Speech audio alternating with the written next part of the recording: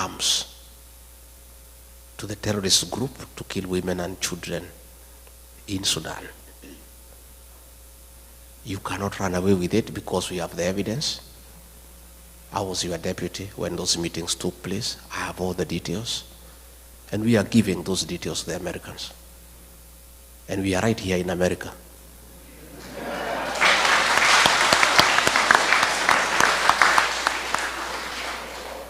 And much as you think we are stupid, don't just think we are just here, just moving around.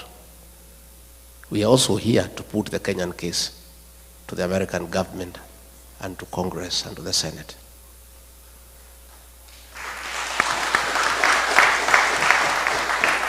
William Ruto, you need to know, the Americans want to know why you are working with Al-Shabaab.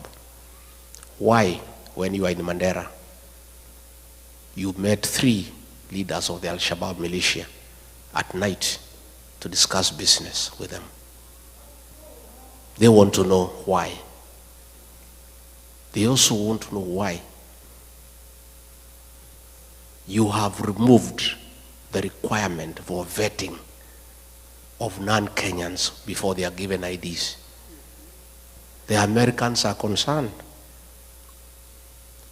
that suspected terrorists will be registered as Kenyans and they will find their way to America and the rest of the world and create terror in the world. Your decision to suspend vetting of foreigners before they are given registration in Kenya is a threat to world security. And not just the Americans are concerned, Kenyans are concerned too. And this you must answer. You cannot endanger the security of the world because of your business interest. It is true you are doing business with Al-Shabaab, but you cannot endanger world security. The Americans also want to know why, against the Kenya Constitution, you have become the worst violator of human rights in Kenya. Why are you abducting young children? Why are you killing young children? Why did you abduct American, Turkey nationals of American origin who were abducted and disappeared? These are things that are in the radar of the American security system. You can play around with people in Kenya, but you cannot play with the American government. They have you on the radar. And the evidence is everywhere. And you cannot run away from it. So please, don't hide behind China. The issues you need to confront are well known to you. That you have compromised world security in pursuit of business interest. And this time around, you will not escape. You may push people around in Kenya. You may harass everybody in Kenya. But I don't think you have the capacity to harass the American government. And they have you under the radar. You can run, but you cannot hide. Your day is coming. I want to say that the evidence is there. The shoot to kill orders by Kipchumba Murkomen, he cannot deny. Your own order of shooting people in the leg, you cannot deny. So even if you get the PS for Foreign Affairs to issue statements, the evidence is everywhere. And you must be held to account. In fact, the other day when I was here, I was with some senior American leaders last Sunday. And we were watching live a meeting taking place in Muranga, where policemen were beating leaders and they were protecting armed goons. And these American leaders could not believe that it is possible for policemen to attack civilians. They could not believe it. They could not believe that policemen can escort gangs to beat civilian population. William Ruto, that evidence is here in America. And there's no way you can run away from it. And those things will come to light. On that matter, let me appeal to all of you. In your respective states, you have senators, you have elected, you have congressmen, you have elected. Please tell them about Kenya. Tell them to support this bill when it comes to the floor of the House. Give them details of what is happening in Kenya so that they are well informed, so that they can support the bill, so that a review is done.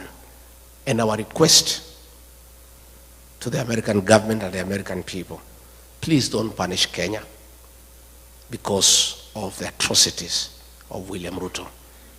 Don't withhold military aid to Kenya. Don't withhold sharing of intelligence with Kenya.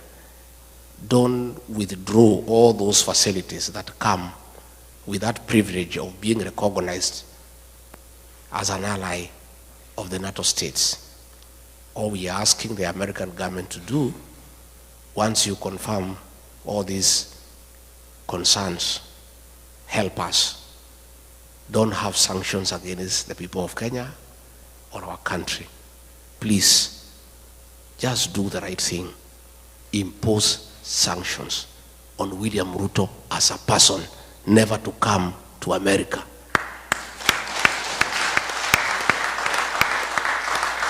And I think if he does that, that is our problem. Kenya should not suffer because of one person. Let's deal with the person. And I think if the government here can impose sanctions against him, that he cannot come to America and he cannot go to other states that work with America, our problems will be sorted instead of punishing the country because of the actions of one person. Diaspora people,